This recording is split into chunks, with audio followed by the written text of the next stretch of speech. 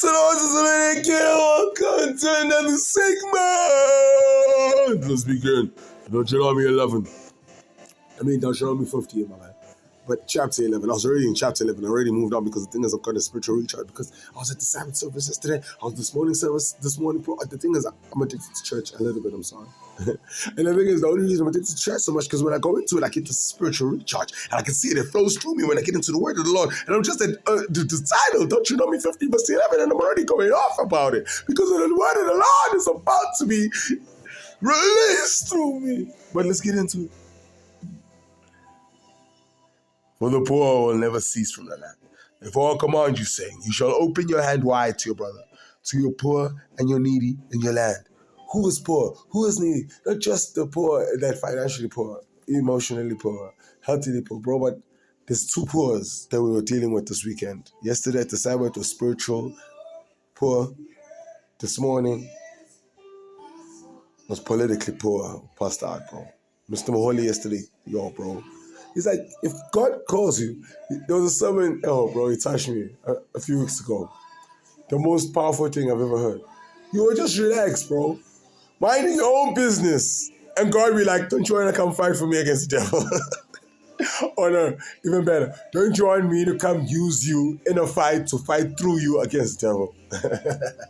And you were minding your own business. No, that's not how he put it, but every time I think about it, that's just the conversation God would have. Like, don't you want me to use your body? You don't even have to be all there. You don't want, I'm going to do the fight. I just want to position you in places. I'm going to give you what to say. I'm going to give you what to do.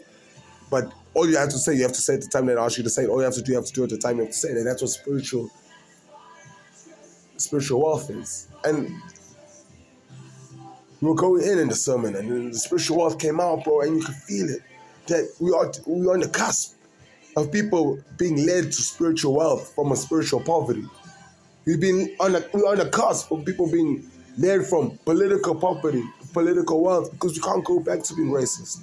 We can't go back to singing some stupid songs that bring back racist thoughts amongst all people because the people that is targeted to and the people that is targeted against have both got emotions that get invoked in the song is sung. One wants to kill, one wants to defend themselves. And all in my mind is like, that's innocent dads and sons and uncles and aunts and moms that are going to lose their lives for stupidity. Because you want votes? What? Are your votes worth more than someone's life? Or what? The devil wants souls? The devil wants souls? God wants souls too. That's spiritual wealth. That's what you got to know. Lord is going to use you to win that souls. Sometimes through people coming at you because God goes, vengeance is mine, says the Lord. And when you show up and win the fight, people go, wow, who's on your side? Like God? Anyway, let me get out of that. If your brother, a Hebrew man or a Hebrew woman, is sold to you and serves you 6 years, and in the 7th year you shall let go free from you. And when you send him away free from you, you shall not let him go away empty-handed.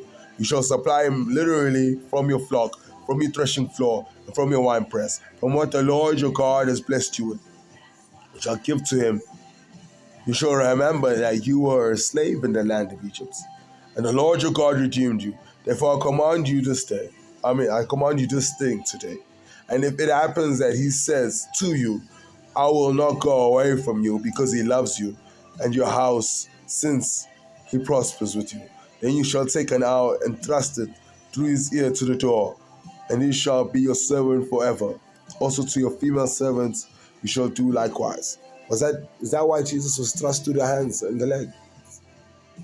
Because he was now sin for us forever. He now served as our sin. We were now his master.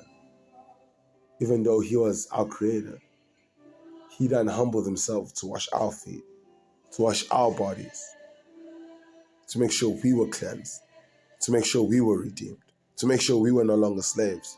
And he became a slave in our place.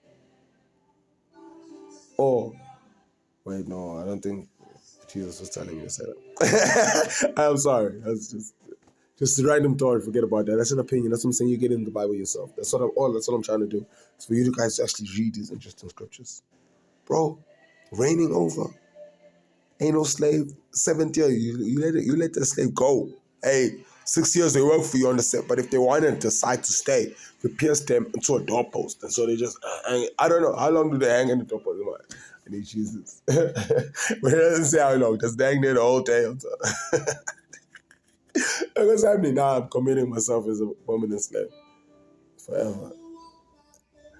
Because I don't want to be redeemed from being a servant. So who doesn't want to be redeemed? Is it Jesus Christ or is it us? Because if it's us, then it means we don't want to be redeemed from the slave of sin or being a slave to sin. But if it's Jesus Christ, he doesn't want to be redeemed from the slave of saving our lives, saving our souls.